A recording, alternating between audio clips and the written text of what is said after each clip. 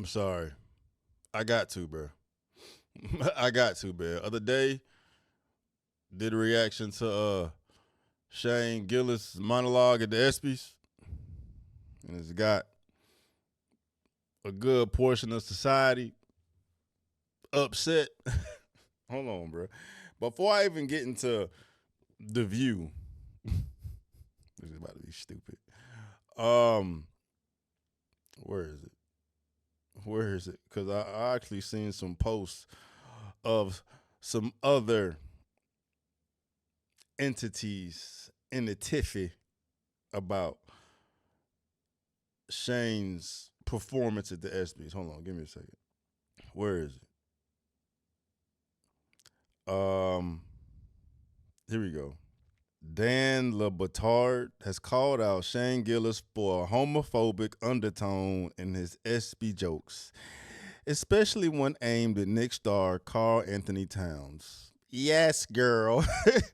LeBatard criticized the "Hey Girl" shout out, calling it just to provoke, and questioned how it might make gay men feel. Asking what's clever about that? How does that make gay people feel? How does that make Carl Anthony Towns feel?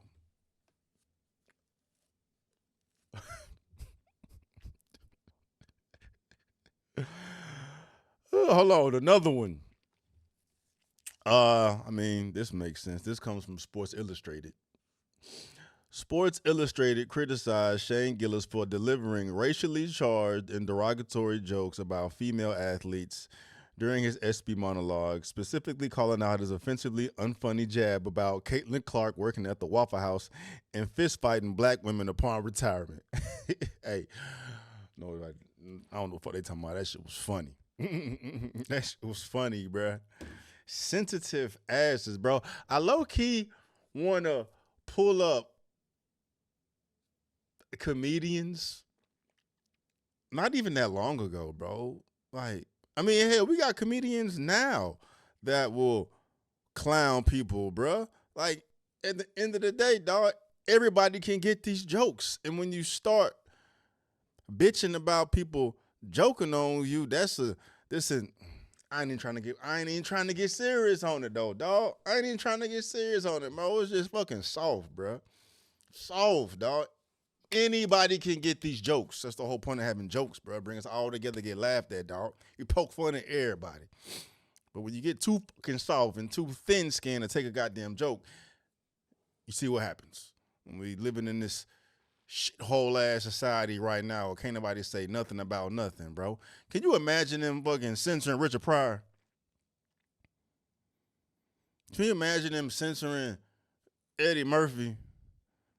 Can you imagine them censoring Bob Saget? Hey, I didn't know Bob Saget was like that, bro. Bob Saget was like that, dog. From Full House to Daddy, that motherfucker stand up, bro.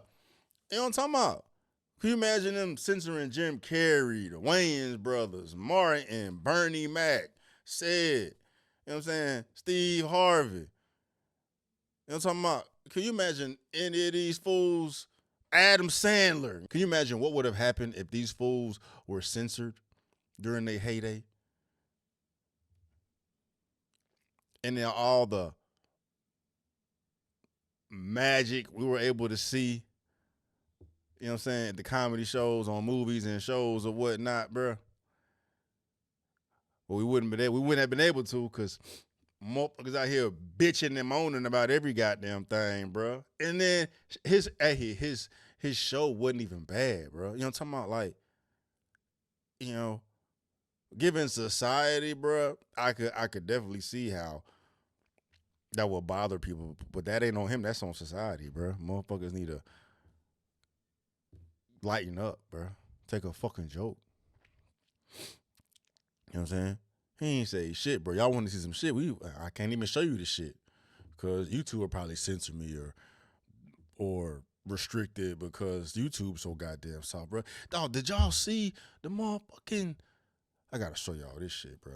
It's exactly what the fuck I'm talking about, bro. The damn disclaimer that they put on some streaming platform when you try to watch Rush Hour, dog, they give you this fucking disclaimer saying, "Hey, the '90s was, out there. So, be warned that your pussy may hurt after watching this movie. Whatever. What is it? Rush Hour disclaimer. Shit's so goddamn soft. Bro, look at this whole ass shit, man. We all, hold on, let me blow this shit up. We all love our 90s buddy comedies, but this movie was created in a different time. FYI, certain depictions, language, and humor may seem outdated and at times offensive. I'm here for the view, dog, but we got this thing cracking quick, bro. And that was 2020 when this shit came out. I recently saw somebody repost it as if it just happened recently, bro. But that's how long we've been this motherfucking sensitive, bro. 2020. Disclaimer ahead of a cable broadcast of Rush Hour via CRS1. Anyone else seen something similar for other movies from that time? What in the actual fuck? I know that's right. So what? This is on the old Tom and Jerry and Looney Tunes cartoons as well. Sad to see. Oh, yeah, I remember this movie gave all the white kids in my town more insults towards Asians and then justified it with, it's just a movie. Man, shut the fuck up. And it's all because of the social justice warriors and virtue signaling chucks like you at Complex. Yet in today's times, we have songs like Wet Ass Pussy. Who are we trying to protect from what exactly? Facts. Anyway, well, let's see some more pussies complain up on The View. It's 3 days old, bro. Reactions to Shane Gillis SB's monologue coming from the women of The View. Let's do it. Biggest superstars in sports were in attendance at the ESPY Awards last night, hosted by comedian Shane Gillis, who got a mixed reaction from the crowd. Take a look. Donald Trump wants to stage a UFC fight on the White House lawn.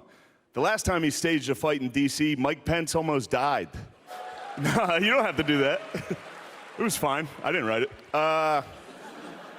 Actually, there was supposed to be an Epstein joke here, but the Epstein joke was fire. As it got deleted. A bookie is what Bill Belichick reads to his girlfriend before bedtime.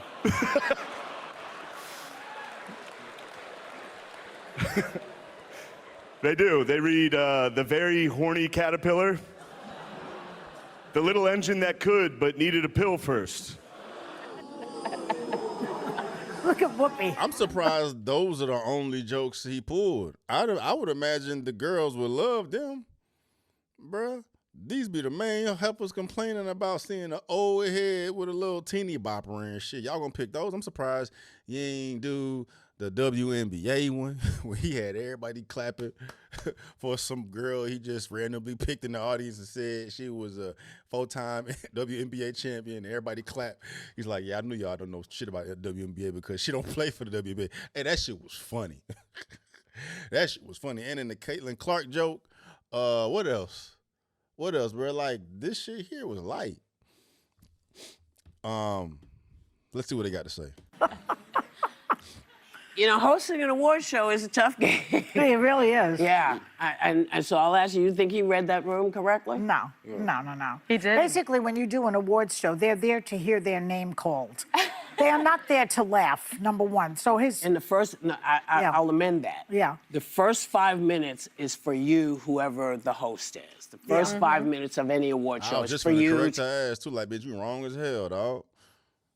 How many times they let Kevin Hart host it? He always go on his little tangent, roasting motherfuckers in the audience as well, bro. But they had... Hey, if it was Kevin Hart, it would have been no problem. Everybody would have been passing out laughing. It was Kevin Hart saying that shit. Get to know the audience, and the rest of that time, people want to know, did I win?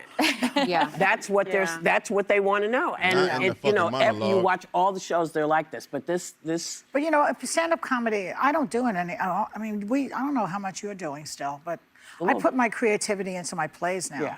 Because it's one of the hardest things that you do. I did it for 30 years. Yeah. It's so hard. It's like a high wire act. And I always say, it's like I'm on the stage naked, everybody else has clothes. That's how it feels. Yeah. Wow. But I wonder. It's subjective. I sometimes wonder if it is received different in the room because I didn't see those clips. It looked like the audience didn't love it, but I saw online he seemed like he was getting a ton of praise. So I wonder if he was performing more for the audience at home. And I'll say this, I think Shane Gillis is very funny, but I watch him like I watch horror movies like this, because I'm like, what is he gonna say? Is it gonna make me deeply uncomfortable, or am I gonna laugh hysterically? Because he's known for pushing the line. Like, he's gotten himself in trouble before, but I think we say it all the time, comedians have to be able to go there to keep comedy authentic, and especially in moments when you need it more. I feel bad for comedians these days, though, bro. You can't say shit. You can't say shit. Like, stand-up is always supposed to be edgy and pushing the fucking boundaries and roasting people, dog. And if the audience feel uncomfortable, that's on their ass, bro. That's a you problem. That's not a me problem. You know what I'm saying? Then I don't fucking know you. This comedy, bro. You know what I'm saying? And y'all signed his ass. Y'all knew what y'all was getting yourself into. You know what I'm saying? Apparently, Shawty said he does edgy comedy. You know what I'm saying? So y'all knew what y'all signed up for. So he went up there and gave y'all what I'm sure y'all was expecting. You know, turn around and get all upset about it. Well, I don't know. How does ESPN feel about it? Like, how does the people that hired him feel about it? But yeah, man, that's real, bro. Like, you can't. I mean, stand-up is dead now for the most part. You don't even see stand-up hitting like that no more. You got to go up there and just roast yourself. You know what I mean? Unless you just, you know, a big dog in this shit and you can get away with saying whatever the fuck you want to say, right? You go up there and have nuts like Cat Williams, he be like, I wish a motherfucker would come up here crying about what the hell I got to say. Ain't nobody gonna say shit about Cat, you know what I'm saying? But that's Cat. And then it's being black, dog, you get away with saying a lot of shit up on that stage, bro. People not gonna like hearing that shit, not gonna acknowledge the fucking truth, bro. If you are a fucking Democrat, not to be political, man, but I don't even know how else to fucking highlight it, bro. Like, that side. You know what I'm saying? Urban, Democrat, liberal, black, down, victim type of personality up there. You can get away with saying whatever the fuck you want. Right? But if it's a white man, nah, bro, he a damn Nazi. The first line of defense against tyranny Yeah. and all of this, Yeah. you can't squelch the comedians. Don't do it. It's a mistake because they will go after you. But one thing he did that I didn't like, and that was he said, I didn't write that joke. Yeah. Never do that. Johnny Carson was on the air for, I don't know, 100 years. Never once did he say the writer wrote that bad joke that I just bombed with. And if you watch... That's bad form. I watched the whole clip and couldn't figure out, like, you know, like, it's hit and miss. It's a little like you're looking between your, eyes. He uses that line, like, I didn't write it. That was a bad joke. That's a mistake. What I realized is overall, first of all... I think that was part of his whole style, though, bro. Like, that's part of his, not knowing him, but it seemed organic when he said it. Like, he just trying to keep it real. And I think that was just part of the bid. I don't think he actually out here trying to point the fingers and shit. But maybe he is. I don't fucking know. But it came across as genuine to me. It made it funnier. If you're going to push the envelope, be brilliant and own the stage. Like, a Dave Chappelle can deliver things that I feel dirty laughing at. Like, he is so, but he's in charge. Like, he's literally in charge. What I felt about Shane, and every time I watch him, is I can feel his nerves. He has tics that say, like, hell yeah, hell yeah, hell yeah, over and over. It's like in a speech. Well, when you're and then bombing. he keeps saying, well, the problem is, though, still, if he then maybe redirected, because there were moments where you could give some genuine shout outs, like where you call out some of the amazing greats in that room without a joke following every one. He had to be starstruck. I was starstruck looking at, who was there. Call out a couple, quiet moments. Well, you have to know how to work the room. I don't know if he was struggling with the room. knows how to do that. A lot of people are good at That's that. tough for him. Maybe I couldn't do it first and foremost. Maybe I missed it because I thought some of it was funny. I thought it was I mean, funny as some of it was. fuck. The Epstein joke, he said, I guess it got deleted. Probably deleted itself, right? Probably never existed, actually.